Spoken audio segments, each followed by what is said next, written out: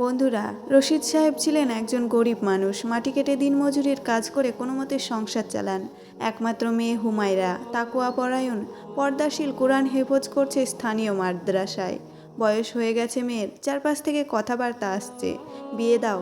সমাজে তো নিয়ম আছে, কিন্তু রশিদ সাহেবের হাতে নেই কোনো টাকা, নেই সোনাদানা, নেই জাঁকজমক আয়োজনের সামর্থ্য।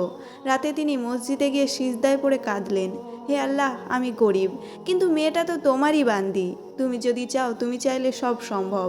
দিন পেরোয়, একদিন মাদ্রাসার উস্তাদ এসে বললেন, চাচা, আমার এক ছাত্র হুমায়রার বিষয়ে আগ্রহী।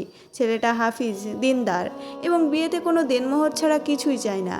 সে শুধু তাকুয়াবান স্ত্রী চায়। রশিদ সাহেবের চোখে পানি চলে আসে। সাদাসিধে বিয়ে হয়, ঘরে মাত্র কজন সাক্ষী, কুরআনের তিলাওয়াত আর মিষ্টি কিছু খেজুর। লাখো টাকার বিয়ে নয়, এ ছিল তাওয়াক্কুল আর তাকওয়ার বিয়ে। এক অসহায় বাবার দোয়ার ফসল, এক মেয়ের ইখলাসের ফল। বন্ধুরা, আল্লাহ বলেন, যে আল্লাহর উপর ভরসা করে তিনি তার জন্য যথেষ্ট।